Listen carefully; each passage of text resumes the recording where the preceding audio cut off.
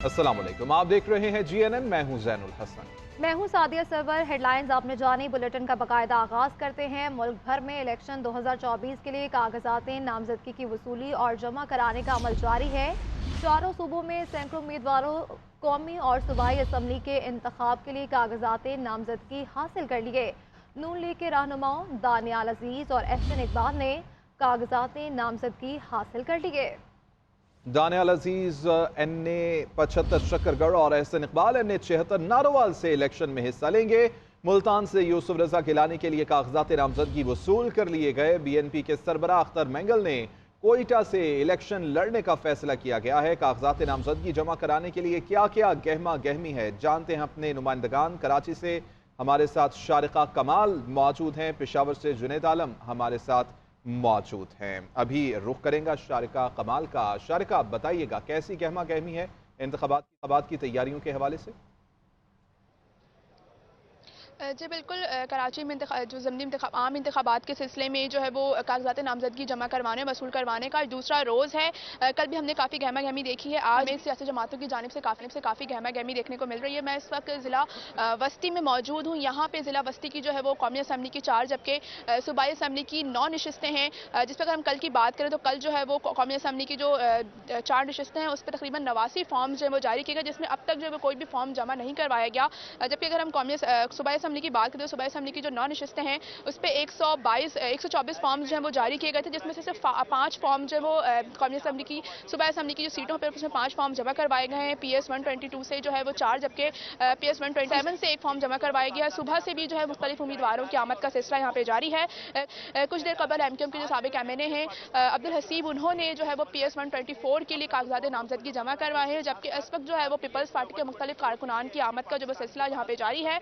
कुछ ही देर में जो है वो लीडरान जो है वो उनके यहाँ का रुख करेंगे और कागजात नामजदगी जमा करवाएंगे। हमें काफ़ी गहमी देखने को मिल रही है। आज दूसरा रोज़ है।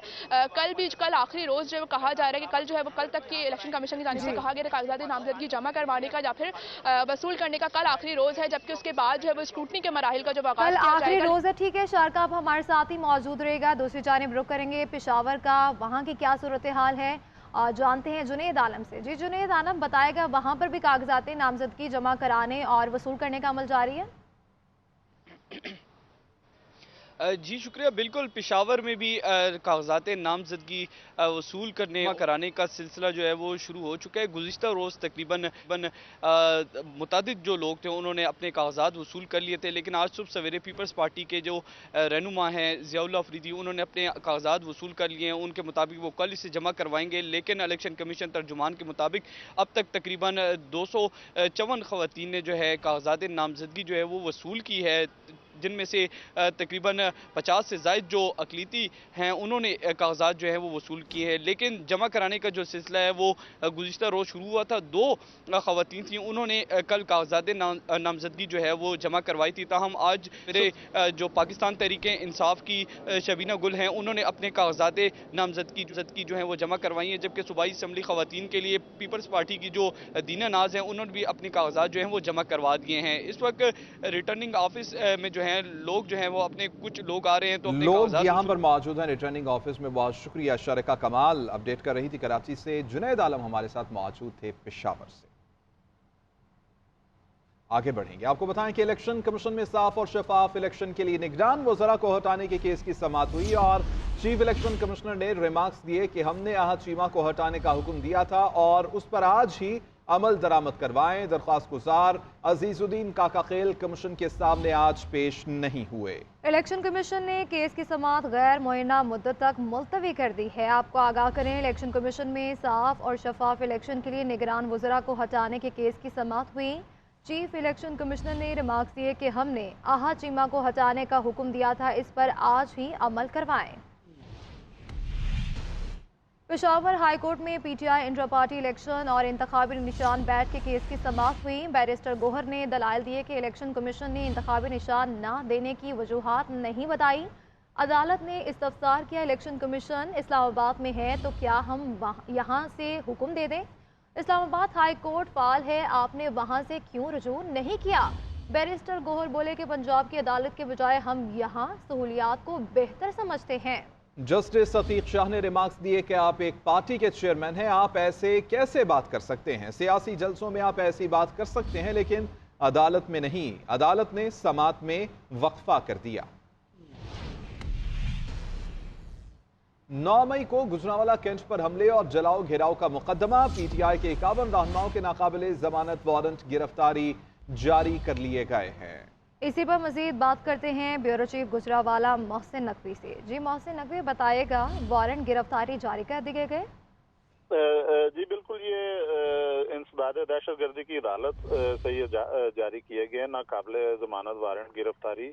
इसके लिए पुलिस ने दरख्वास्त दी थी कि ये कैंट पे 9 मई को जो हमला किया गया है, आग लगाई गई वहाँ पे, और उस हवाले से इन्होंने 51 जो है अफराद का जो वारंट जारी किए अदालत की तरफ, जिनमें मुराद सईद हैं, हमाद अजहर हैं, फरख हबीब और अली अमीन गंडापुर, उमर अयूब, जुबैर नवाजी समेत जो है ना, ये इसमें जरताज गुल भी हैं और बहुत से रहनुमा तमाम जो उनका इसमें नाम दिया गया। गुजरांवाला अदालत ने मजीद कार्रवाई के लिए 23 दिसंबर को दोबारा इन्हें बुलाया और 23 दिसंबर को दोबारा बुलाया। बहुत शुक्रिया मोहसिन नकवी तफसीलन आगाह करने के लिए।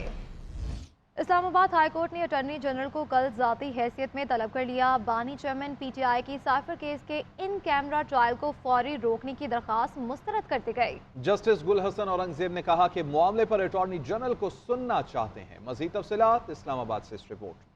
इस्लामाबाद हाई कोर्ट में बानी पीटीआई की साइफर केस में इन कैमरा ट्रायल के खिलाफ दरख्वास्त पर समात हुई। समात के दौरान वकील सलमान अकरम राजा ने दलाल देते हुए कहा कि ट्रायल कोर्ट ने साइफर केस की तमाम कार्रवाई इन कैमरा करा दी है। जज ने इस्तफसार किया कि क्या अदालत ने इन कैमरा प्रोसीडिंग की दरख्वास्त पर नोटिस जारी किया था, मुल्जिमान पर फर्द जुर्म कब आयद हुई। एडिशनल अटॉर्नी जनरल ने बताया कि इन कैमरा कार्रवाई की दरख्वास्त पर ट्रायल कोर्ट ने नोटिस जारी किया था। सलमान अकरम राजा ने कहा, मुल्जिम के अहले खाना को ट्रायल में बैठने की मशरूत इजाजत दी गई है। अहले खाना को पाबंद बनाया है कि वो अदालती कार्रवाई से मुतालिक बात नहीं कर सकते। इस्लामाबाद हाई कोर्ट ने अटॉर्नी जनरल को नोटिस जारी करते हुए कल तलब कर लिया। अदालत ने रिमार्क्स दिए कि इस मामले पर अटॉर्नी जनरल को भी सुनना चाहते हैं, उनकी तरफ से भी स्टेटमेंट आ जाए। केस की समाअत कल तक मुलतवी कर दी गई।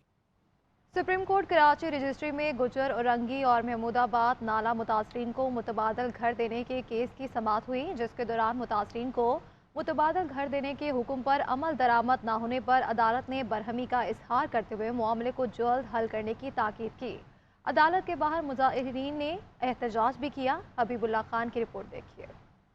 सुप्रीम कोर्ट कराची रजिस्ट्री में गुज्जर, औरंगी और महमूदाबाद नाला मुतासिन के मुकदमे की समाअत। चीफ सेक्रेटरी सिंध फखर आलम दुर्रानी और मेयर कराची मुर्तुजा वहाब अदालत पहुंच गए। समाअत के दौरान चीफ सेक्रेटरी की मोहलत तलब करने पर जस्टिस मोहम्मद अली मजहर ने कहा, आप काबीना के चक्कर में पड़े या कुछ और करें, ये अदालत का हुक्म है, इस पर अमल दरामद करना होगा। मेयर कराची मुर्तुजा वहाब ने अदालत को बताया, मुतासिन के 491 चेक्स बाकी हैं, वो भी दिए जाएंगे। मुतासिन के लिए प्लाट और तामीर के लिए नकद रकम के दोनों ऑप्शन पर गौर किया जा रहा है। जमीन मुख्तस कर दी गई है। अदालत के बाहर गुफ्तगू करते हुए मुर्तुजा वहाब ने बताया कि अदालत ने मामला हल करने के लिए 15 दिन का वक्त दिया है। उन अफेक्टीव को खुद बताना था कि आया उनको ऑप्शन ए चाहिए, ऑप्शन बी चाहिए, तो उन्होंने कह दिया कि हुकूमत की मर्जी अब जो फैसला करे।